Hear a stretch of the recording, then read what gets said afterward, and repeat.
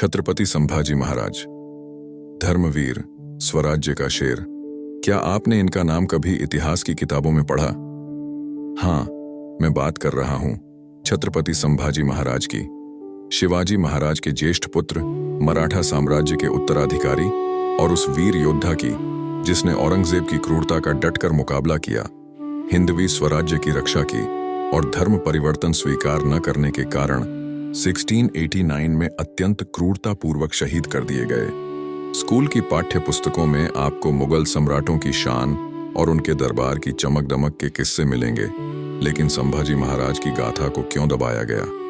क्योंकि मुख्यधारा का इतिहास मुगल केंद्रित और ब्रिटिश औपनिवेशिक नजरिए से लिखा गया, जहां संभाजी को विद्रोही, असफल शासक या शिवाजी का अयोग्य पुत्र कहा गया। सभासद बखर और मराठा ग्रंथों जैसे बखर शिव छत्रपति में उन्हें धर्मवीर और स्वराज्य का रक्षक कहा गया, लेकिन ब्रिटिश इतिहासकारों जैसे जेम्स ग्रांट डफ और जॉन माल्कम ने उनकी वीरता को गौण कर दिया। आज मैं आपको उनकी पूरी कहानी सुनाता हूं, अध्याय दर अध्याय। गहन ऐतिहासिक संदर्भों और दिलचस्प किस्सों से सजा हुआ बनाया गया है। ये कथा गर्व से भरी है, तथ्यों पर आधारित है और गहन ऐतिहासिक संदर्भों से सजी है। हम समय, भूगोल, राजनीतिक परिदृश्य, गठबंधनों, सांस्कृतिक योगदानों से गुजरेंगे और अंत में एक चिंतनशील नैतिक संदेश के साथ समाप्त होगी। सुनिए ध्यान से, क्योंकि यह हमारे भूले हुए इतिहास की पुनः प्राप्ति है। परिचय और युग की पृष्ठभूमि। 17वीं शताब्दी का उत्तरार्ध एक ऐसा दौर जब मुगल साम्राज्य अपनी चरम क्रूरता पर था। औरंगजेब 1658 to 1707 का शासन, जजिया कर, हिंदू मंदिरों का विध्वंस जैसे काशी विश्वनाथ 1659 में, मथुरा का केशव देव मंदिर 1670 में और जबरन धर्मांतरण की नीति ने भारत को अशांत कर दिया। राजनीतिक परिदृश्य में दिल्ली का सिंहासन पूरे हिंदुस्तान पर हावी था, लेकिन दक्षिण में मराठा साम्राज्य शिवाजी महाराज द्वारा 1674 में स्थापित हिंदवी स्वराज्य एक सशक्त शक्ति के रूप में उभर रहा था। दक्कन का भूगोल, सह्याद्री पर्वतों की दुर्गम घाटियां, कोंकण का तटीय क्षेत्र, गोदावरी और कृष्णा नदियां और रायगढ़, सिंहगढ़, पन्हाला जैसे किलों का जाल मराठों का गढ़ था, लेकिन बीजापुर सल्तनत, गोलकुंडा और मुगलों की लूट का शिकार। इसी पृष्ठभूमि में 14 मई 1657 को पुरंदर किले, पुणे, महाराष्ट्र में शिवाजी महाराज और उनकी पत्नी सईबाई के यहाँ संभाजी का जन्म हुआ। शिवाजी ने अपने पुत्र का नाम संभाजी रखा, जो भगवान शंकर का प्रतीक था। इतिहासकार जदुनाथ सरकार की शिवाजी एंड हिज टाइम्स 1920 में वर्णित है कि संभाजी का जन्म स्वराज्य के स्वर्णिम युग में हुआ, लेकिन उनकी गाथा को जानबूझकर दबाया गया। क्यों? क्योंकि ब्रिटिश इतिहासकारों ने संभाजी को उच्छृंखल और अनुशासनहीन कहा और मुगल दस्तावेजों ने उन्हें बागी चित्रित किया। एक दिलचस्प किस्सा। जन्म के समय एक ज्योतिषी ने भविष्यवाणी की, यह बालक स्वराज्य का रक्षक बनेगा, पर उसका अंत दुखद होगा। प्रारंभिक जीवन और स्वराज्य की नींव। संभाजी का बचपन मराठा स्वराज्य के गढ़ों रायगढ़, पुरंदर और शिवनेरी में बीता। उनकी माता सईबाई की मृत्यु 1629 में हो गई, जब संभाजी केवल 2 वर्ष के थे। उनकी सौतेली मां सोयराबाई और दादी जिजाबाई ने उनका पालन पोषण किया। शिवाजी ने उन्हें तलवारबाजी, घुड़सवारी, तीरंदाजी और मराठा गुरिल्ला युद्ध गणिमी कावा की शिक्षा दी। संभाजी ने संस्कृत, मराठी और फारसी सीखी और 14 वर्ष की उम्र में बुद्धभूषणम नामक संस्कृत ग्रंथ लिखा, जो शासन और नीति पर एक महत्वपूर्ण रचना थी। सभासद बखर में वर्णित है कि 1665 में 8 वर्ष की उम्र में संभाजी ने पुरंदर संधि के दौरान मुगल सेनापति जय सिंह के सामने वीरता दिखाई, जब उन्होंने शिवाजी के साथ संधि वार्ता में हिस्सा लिया।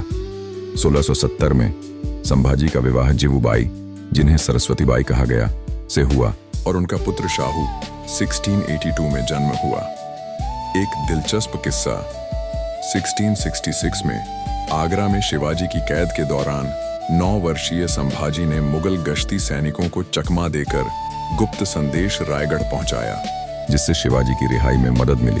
इतिहासकार गजानन भास्कर मेहेंदले की Shivaji his life and times 2011 में लिखा है कि संभाजी ने युवावस्था में मराठा सेना का नेतृत्व शुरू किया और 1670 में सिंहगढ़ की लड़ाई में तानाजी मालुसरे के साथ रणनीति बनाई। मुख्यधारा में उनके प्रारंभिक जीवन को उच्चृंखल कहा गया, लेकिन मराठा परंपरा में वे युवा शेर थे। छत्रपति बनने की यात्रा। 3 अप्रैल 1680 को शिवाजी महाराज की मृत्यु के बाद संभाजी 23 वर्ष की उम्र में छत्रपति बने। रायगढ़ में उनका भव्य राज्याभिषेक हुआ, लेकिन उनकी सौतेली मां सोयराबाई और कुछ मराठा सरदारों जैसे अन्नाजी दत्तो ने उनके छोटे भाई राजा राम को समर्थन देकर साजिश रची। संभाजी ने इस साजिश को कुशलता से दबाया, अन्नाजी को दंडित किया और स्वराज्य को एकजुट किया। सभासद बखर में वर्णित है कि संभाजी ने शिवाजी की नीतियों, गणिमी कावा, किलों की रक्षा और समावेशी प्रशासन को अपनाया। 1681 में उन्होंने रायगढ़ को राजधानी बनाया और मराठा नौसेना को मजबूत किया, जिसने कोंकण तट पर पुर्तगालियों को चुनौती दी। रोचक किस्सा। राज्याभिषेक के दौरान संभाजी ने रायगढ़ के भवानी मंदिर में शपथ ली, मैं स्वराज्य की रक्षा अपने प्राण देकर करूंगा। इतिहासकार बाबा साहेब पुरंदरे की राजा शिव छत्रपति 1973 में लिखा है कि संभाजी ने मुगल, बीजापुर सल्तनत, गोलकुंडा और पुर्तगालियों के खिलाफ एक साथ युद्ध की योजना बनाई। मुख्यधारा में उनके शासन को अस्थिर कहा गया, लेकिन यह स्वराज्य के विस्तार और सुदृढ़ीकरण का काल था। प्रमुख युद्ध और औरंगजेब के खिलाफ संघर्ष। संभाजी ने 1680 to 1689 तक औरंगजेब, बीजापुर सल्तनत, गोलकुंडा और पुर्तगालियों के खिलाफ युद्ध लड़े। उनकी सेना में 20,000 मराठा योद्धा थे जो गुरिल्ला रणनीति, गणिमी कावा, सह्याद्री की घाटियों और किलों के उपयोग में माहिर थे। संभाजी ने रायगढ़, पन्हाला और सतारा को अपनी रणनीति का केंद्र बनाया। उनके युद्धों ने औरंगजेब को दक्कन में उलझाए रखा, जिससे मुगल साम्राज्य की नींव कमजोर हुई। प्रमुख युद्ध और अभियान। 1681 बुरहानपुर की लूट। संभाजी ने मुगल व्यापारिक केंद्र बुरहानपुर पर छापा मारा, 2 करोड़ रुपये का खजाना लूटा और औरंगजेब को आर्थिक चोट दी। सभासद बखर। संभाजी ने मुगल खजाने को राख किया। रोचक किस्सा। छापे के दौरान संभाजी ने मुगल गवर्नर को बंदी बनाया और रिहाई के लिए फिरौती मांगी। 1682 गोवा पर हमला। पुर्तगालियों के गढ़ गोवा पर मराठा नौसेना ने हमला किया। संभाजी ने 3000 योद्धाओं के साथ कोंकण तट पर नियंत्रण स्थापित किया। इतिहासकार जदुनाथ सरकार ने इसे मराठा नौसैनिक शक्ति का प्रदर्शन कहा। 1683 कर्नाटक अभियान। बीजापुर और गोलकुंडा सल्तनतों की चौकियों पर छापे मारे। संभाजी ने 5000 योद्धाओं के साथ जिंजी और वेल्लोर पर हमले किए, जिससे दक्षिण में मराठा प्रभाव बढ़ा। रोचक किस्सा। जिंजी में संभाजी ने एक रात में 50 मील की यात्रा कर मुगल सेना को चकमा दिया। 1685 फोंडा की लड़ाई। पुर्तगालियों से फोंडा किला जीता। संभाजी ने 2000 मराठों के साथ पुर्तगाली तोपखाने को नष्ट किया। 1687 पन्हाला की रक्षा। औरंगजेब की 30,000 सैनिकों की सेना ने पन्हाला पर घेरा डाला। संभाजी ने 4000 योद्धाओं के साथ 6 महीने तक किले की रक्षा की। बकर शिव छत्रपति। संभाजी ने पन्हाला को अभेद्य बनाया। 1688 सतारा पर हमला। मुगल सेनापति सरबुलंद खान को हराया। सतारा के आसपास के गांवों को मुक्त किया। मुख्यधारा में इन युद्धों को लूट या अराजकता कहा गया, लेकिन इतिहासकार बाबा साहेब पुरंदरे ने इन्हें स्वराज्य की रक्षा के लिए युद्ध कहा। संभाजी की रणनीति, तेज हमले, किलों का उपयोग और नौसैनिक शक्ति ने औरंगजेब को दक्कन में उलझाए रखा। रोचक किस्सा। बुरहानपुर लूट के बाद संभाजी ने स्थानीय गरीबों में धन बांटा और कहा, स्वराज्य जनता का है। गठबंधन और सहयोगी। संभाजी के गठबंधन उनकी समावेशी और रणनीतिक सोच को दर्शाते हैं। उन्होंने मराठा साम्राज्य को एकजुट रखने के लिए विभिन्न समुदायों और क्षेत्रों से सहयोग लिया। प्रमुख गठबंधन। मराठा सरदार हम्बीर राव मोहिते सेनापति, धनाजी जाधव और संताजी घोरपड़े जैसे सरदार संभाजी के प्रमुख सहयोगी थे। हम्बीर राव ने कर्नाटक अभियान में 5000 योद्धाओं का नेतृत्व किया। सभासद बखर। हम्बीर राव संभाजी का दायां हाथ था। कोली समुदाय, कोली योद्धा जैसे सरनायक खेमी मराठा नौसेना और जंगली युद्ध में माहिर थे। संभाजी ने उन्हें कोंकण तट की रक्षा सौंपी। इतिहासकार डेविड हार्डिमन की फीडिंग द बनिया 1996 में कोली योगदान की चर्चा है। राजपूत मारवाड़ के वीर दुर्गादास राठौड़ ने 1681 में संभाजी के साथ गठबंधन किया। संभाजी ने उन्हें दक्षिण में आश्रय दिया और बदले में मारवाड़ी घुड़सवारों ने मराठा सेना को मजबूत किया। रोचक किस्सा, दुर्गादास ने संभाजी को स्वराज्य का शेर कहा और एक तलवार भेंट की। मुस्लिम सहयोगी इब्राहिम खान नौसेना कमांडर और दौलत खान तोपखाना विशेषज्ञ ने मराठा सेना को तकनीकी सहायता दी। संभाजी ने समावेशी नीति अपनाई जो शिवाजी की परंपरा थी। स्थानीय जमींदार कोंकण और कर्नाटक के जमींदारों जैसे सावंतवाड़ी के सावंत ने संभाजी को हथियार और खजाना दिया। रोचक किस्सा, 1683 में संभाजी ने एक मुस्लिम जमींदार को स्वराज्य में शामिल किया और कहा, स्वराज्य में कोई भेद नहीं। एक और हम्बीर राव ने संभाजी के लिए एक गीत लिखा जो मराठा सेना में गाया जाता था। मुख्य धारा में इन गठबंधनों को एक क्षेत्रीय कहा गया, लेकिन इतिहासकार गोविंद सखाराम सरदेसाई की मराठी रियासत 1915 में इन्हें स्वराज्य की रीढ़ कहा गया। इन गठबंधनों ने मराठा साम्राज्य को औरंगजेब के खिलाफ मजबूत बनाया। औरंगजेब से अंतिम टकराव और शहादत। 1689 में औरंगजेब ने स्वराज्य को कुचलने के लिए दक्कन में अपनी पूरी शक्ति झोंक दी। संभाजी ने मुगल सेना को गुरिल्ला युद्ध से थकाया, लेकिन एक विश्वासघात ने उनकी गाथा को दुखद मोड़ दिया। फरवरी 1689 में संगमेश्वर कोंकण में संभाजी को उनके ही एक रिश्तेदार शिर्के परिवार के विश्वासघाती ने धोखा दिया। मुगल सेनापति मुकर्रब खान ने संभाजी और उनके विश्वसनीय साथी कवि कलश को बंदी बनाया। उन्हें तुल्लापुर पुणे के पास लाया गया, जहां औरंगजेब ने स्वयं उनसे मुलाकात की। औरंगजेब ने संभाजी को धर्म परिवर्तन का प्रस्ताव दिया और कहा, इस्लाम स्वीकार करो, तुम्हें मराठा सूबे का गवर्नर बनाऊंगा। संभाजी ने जवाब दिया, मैं शिवाजी का पुत्र हूं और स्वराज्य का धर्मवीर। इस जवाब ने औरंगजेब को क्रोधित कर दिया।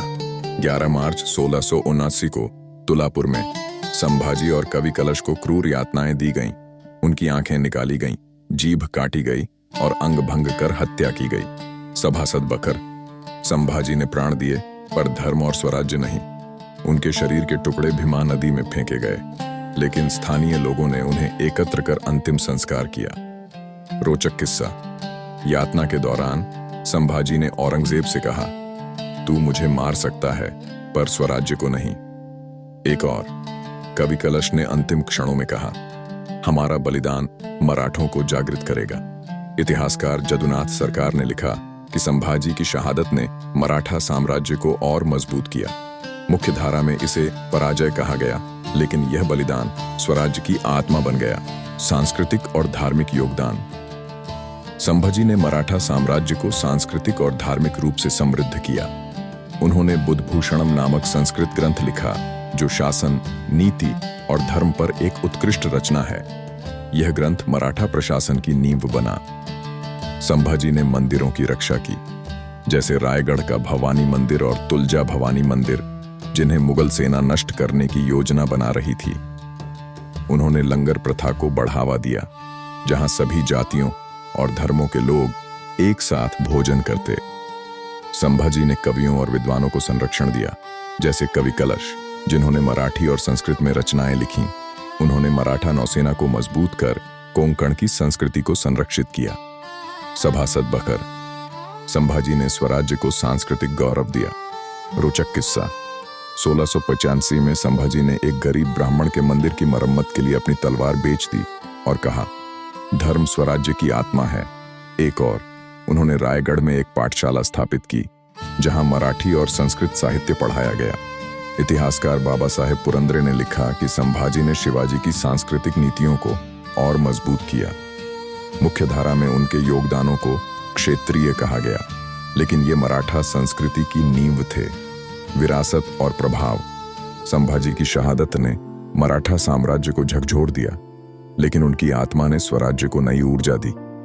उनकी शहादत के बाद उनके भाई राजाराम और भाभी ताराबाई ने स्वराज्य को संभाला। मराठा सरदारों ने संभाजी के बलिदान से प्रेरणा लेकर औरंगजेब को दक्कन में उलझाए रखा। 1707 में औरंगजेब की मृत्यु के बाद मराठा साम्राज्य और मजबूत हुआ और संभाजी के पुत्र शाहू ने 1708 में मराठा गद्दी संभाली। संभाजी की स्मृति में तुलापुर में एक स्मारक बनाया गया जो आज भी मराठा गौरव का प्रतीक है। 18वीं सदी में मराठा कवियों ने उनकी गाथा पर पौवाड़े, बलाड लिखे जो गांव-गांव गाए गए। 19वीं सदी में स्वतंत्रता सेनानी विनायक दामोदर सावरकर ने संभाजी की शहादत को हिंदू स्वतंत्रता की नींव कहा। 1857 के प्रथम स्वतंत्रता संग्राम में मराठा सैनिकों ने धर्मवीर संभाजी का नारा अपनाया। रोचक किस्सा, 1710 में एक मराठा सरदार ने तुल्लापुर में संभाजी की तलवार को भवानी मंदिर में चढ़ाया और कहा, यह स्वराज्य की आत्मा है। एक और, हर महाराष्ट्र दिवस 1 मई पर तुलापुर और रायगढ़ में मराठा समुदाय संभाजी को श्रद्धांजलि देता है। इतिहासकार डेनिस किनकैड ने द ग्रैंड रेबेल 1981 में लिखा कि संभाजी की शहादत ने मुगल साम्राज्य के पतन की शुरुआत की। मुख्य धारा में उन्हें असफल शासक कहा गया, लेकिन मराठा इतिहास में वे धर्मवीर और स्वराज्य का शेर हैं। उनकी विरासत आज भी रायगढ़, पन्हाला और महाराष्ट्र के गांवों में जीवित है। चिंतनशील नैतिक संदेश। छत्रपति संभाजी महाराज की गाथा हमें सिखाती है कि इतिहास विजेताओं द्वारा लिखा जाता है, लेकिन धर्मवीर जैसे नायकों को भुलाना अन्याय है। उन्होंने 9 वर्ष तक औरंगजेब जैसे शक्तिशाली सम्राट का सामना किया, स्वराज्य की रक्षा की और धर्म के लिए प्राण दिए। उनकी शहादत ने मराठा साम्राज्य को न केवल बचाया बल्कि उसे अजेय बनाया। सभासद बखर, संभाजी का बलिदान स्वराज्य की आत्मा है। रोचक किस्सा, अपनी शहादत से पहले संभाजी ने मुकर्रब खान से कहा, मराठा कभी नहीं मरेगा, स्वराज्य अमर रहेगा। एक और, 19वीं सदी में मराठा कवि राम जोशी ने लिखा, संभाजी की तलवार आज भी सह्याद्री में गूंजती है। आज जब हम रायगढ़ के किले पर खड़े होते हैं, संभाजी की वीरता और बलिदान की गूंज सुनाई देती है। हमें ऐसे भूले योद्धाओं को याद करना चाहिए, उनकी कहानियां फैलानी चाहिए ताकि आने वाली पीढ़ियां गर्व से कह सकें, हमारा इतिहास सिर्फ दिल्ली या आगरा का नहीं बल्कि सह्याद्री की घाटियों और महाराष्ट्र के किलों का भी है। रिक्लेम करो अपना इतिहास, क्योंकि वही हमारी पहचान है। जय भवानी, जय शिवाजी।